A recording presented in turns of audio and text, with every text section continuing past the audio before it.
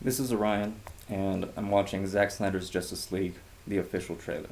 So Superman's death cry in this trailer, because we've seen that shot before, but we hadn't seen the cool visualization, the actual distortion that it creates in the air, in the space, as he cries out. And it really reminded me of in Batman v Superman. In the first part, you see young Bruce Wayne, he gets lifted up the swarm of bats. Just the first time seeing it, it was just every Batman we've tried to have, we've tried to make him super real. And this guy's just a comic book. That hyper visualization that Zack Snyder just is born with. I don't know of anyone else that would have thought of doing that. Maybe the concept, his death cries heard around the world, but specifically the visual representation of that, the rings going around, creating a visual distortion that works with his slow-mo dramatic effects. Really a great idea that only could have come from that type of mindset. Also, all the nightmare sequences, dreams that Bruce Wayne's had, it's kind of all in that same style. Constant visual overload. I had a dream.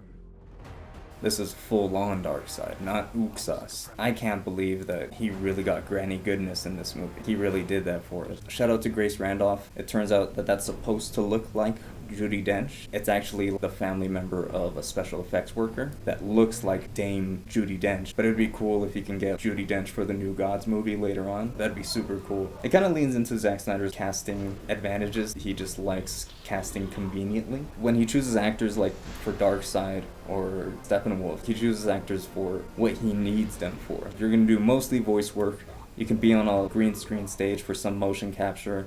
All of action scenes are going to be played by Rich Catrone.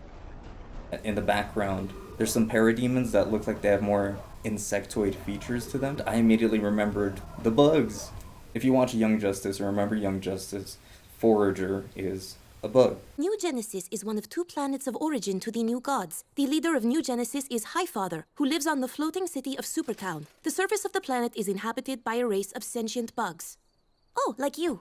Halo knows much of Forager's world. Read the Mr. Miracle comic, they look a lot less like bugs. They're just called the bugs and they kind of look like bugs, I guess, but they're definitely more people. They're just like soldiers and stuff.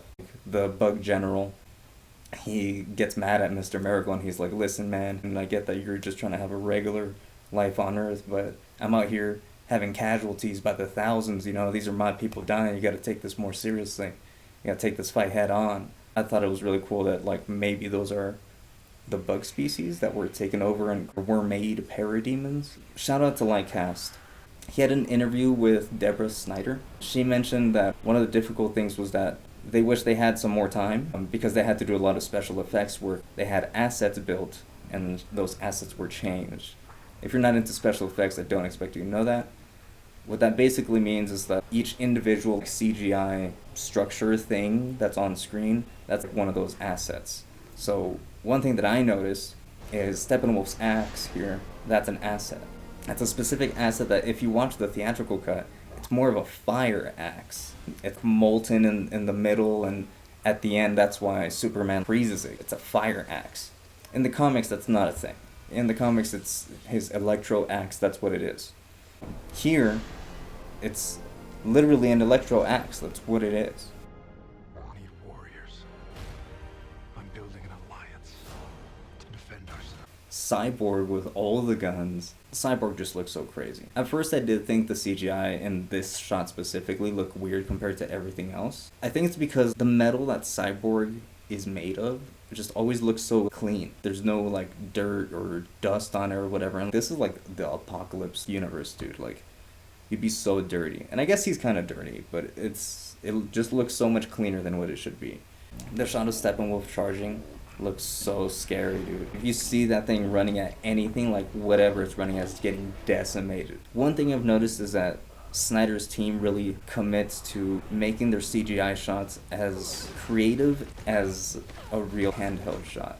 In Man of Steel, most of that movie is shot handheld, and their special effects, they do that too. The camera shakes. Instead of cutting to a closer shot, there's a real dramatic zoom when they're flying by. They have a focus on the virtual camera in their CGI as much as they would holding it or having more conventional methods for it. And here, when you see Steppenwolf charging, you see the camera shake with each step. I don't remember in what interview, I'm sorry. Zack Snyder mentioned that the idea of Batman blocking projectiles with his gauntlets is something he got from Wonder Woman. I think that's really cool. It really shows how these characters can better themselves just by knowing each other, on top of being able to get together for the greater threat, how individually they can become better. Even those little things, it's character development that gives you a physical, active payoff in an action scene. So I thought it was weird that Grace Randolph didn't understand why he has gravity manipulation when he flies.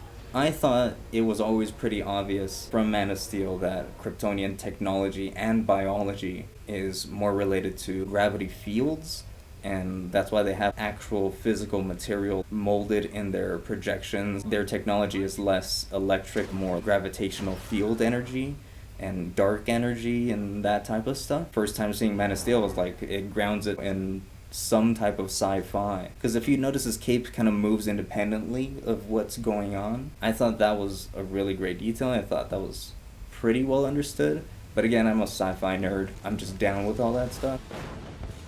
I realized that I really couldn't talk about anything else without doing spoilers or potential spoilers, but they're not really spoilers because I don't actually know anything. I'm just guessing from my in-depth knowledge of DC, but spoilers. Well, it has to.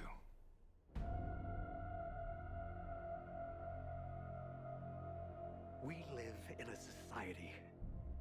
I don't think they have to give a reason, honestly. I don't think anyone cares about why he doesn't have the tattoos.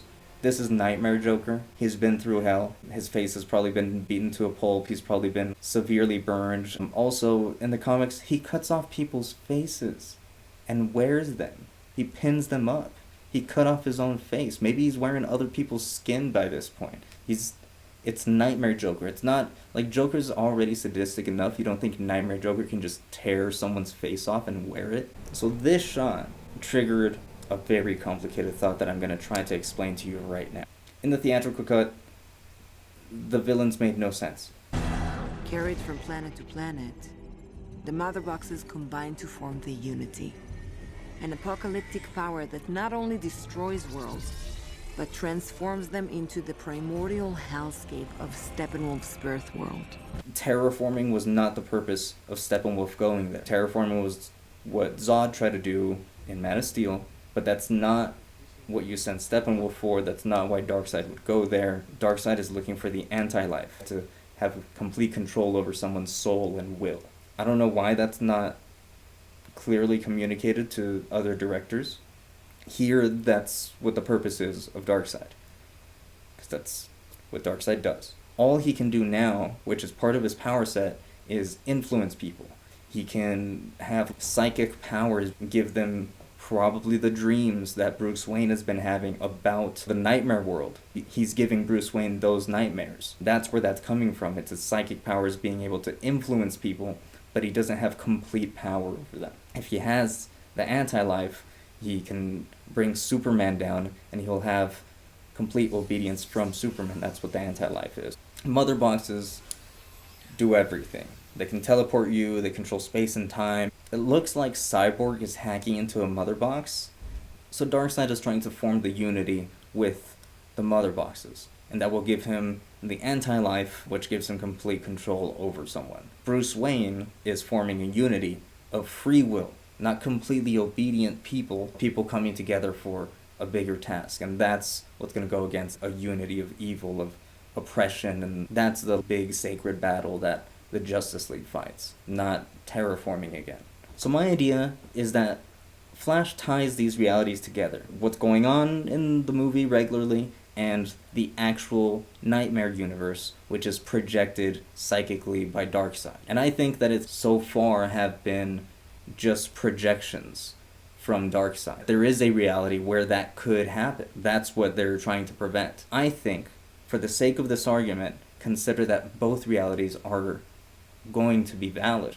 What I'm suggesting is a convergence of those timelines is the final act of this movie. Flash connects them while Cyborg is hacking into different realities created by the Mother Box. Flash is able to go through these realities, go into the Nightmare universe, and actually pinpoint the time he has to do whatever he's got to do in both universes. They both have to win. I think the Nightmare team and the Justice League are going to be two different timelines that will converge at one point thanks to the communication sent through with Flash between the two universes. And yes, I mentioned the word convergence. Yes, there is a story arc called Convergence where that, I guess, kind of happens. The concept of converging timelines does happen. But I think it's more just the idea of having multiple realities. I think that's the reference that Zack is making. In this movie, there will be